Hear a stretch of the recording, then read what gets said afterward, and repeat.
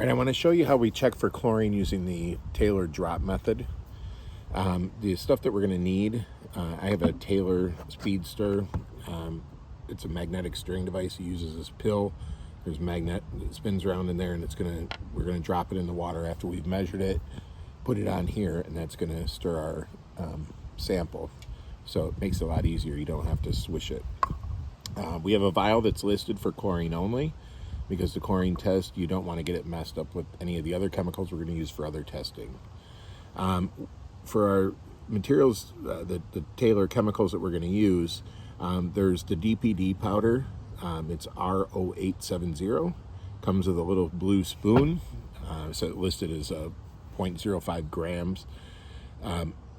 We have R0871, which is our fast DPD chlorine test liquid. And then we have R003, which is the DPD reagent number 3.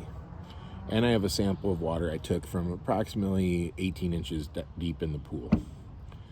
So first I'm going to take this and I am going to measure to the 10 milliliter mark, which is right here. It's a little bit worn. We're going to measure to that mark. And you notice the stirring pill is not in there yet. So I measure. Now I drop the pill in and I hit start on my stirrer. And you see the pill starts to spin around. It's starting to mix the liquid. I'm going to take my R070 powder and my blue spoon, and I'm going to reach in and I'm going to take a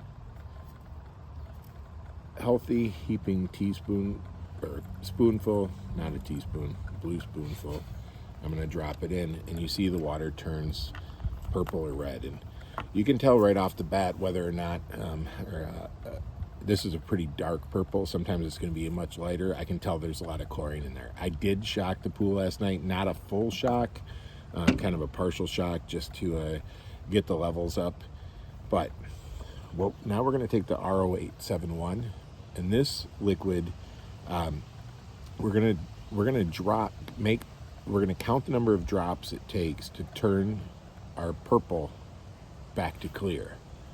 And when we count those number of drops, we've got to remember that number, because we're going to divide it in half, and that's going to tell us the parts per million of chlorine in the pool. So we're going to start here.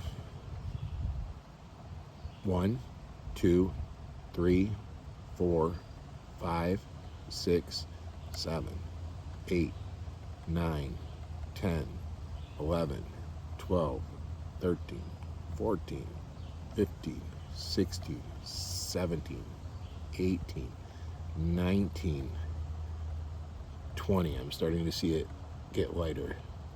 21, 22, 23, 24. That took 24 drops. I'll divide that number by 2. I get 12. So the chlorine level in my pool is 12. That's really, really high at this point, but I did just shock the pool. Normally you're going to see numbers you want to see between 3, 4, 5, 6 area.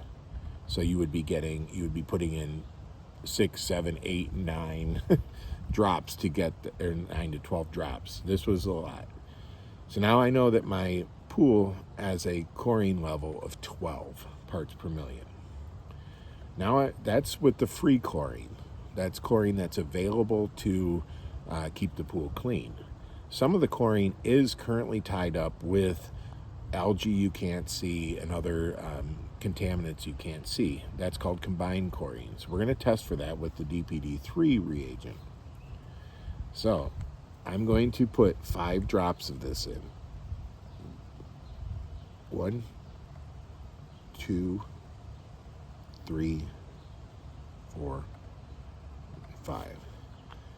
Okay, if I had combined chlorine, this would have turned some version of pink again. And then I would repeat my process with my 871 and count the number of drops to turn it clear. And that would be my combined chlorine level. And we'll get out an app called Pool Math by the Trouble Free Pool people, and you type that in, and with those numbers you would put in your free chlorine, your combined chlorine, and if there are any issues, it'll tell you for your pool size how much chlorine at what percentage of chlorine that you buy, because if you different places sell it in different percentages, so you need to look at the bottle and know if it's 12%, 10%, 8%, or 16%, and how much liquid chlorine you need to put in to shock the pool. This is looking okay. The chlorine level could stand to come down a little bit, so I'm going to leave it uncovered for the day.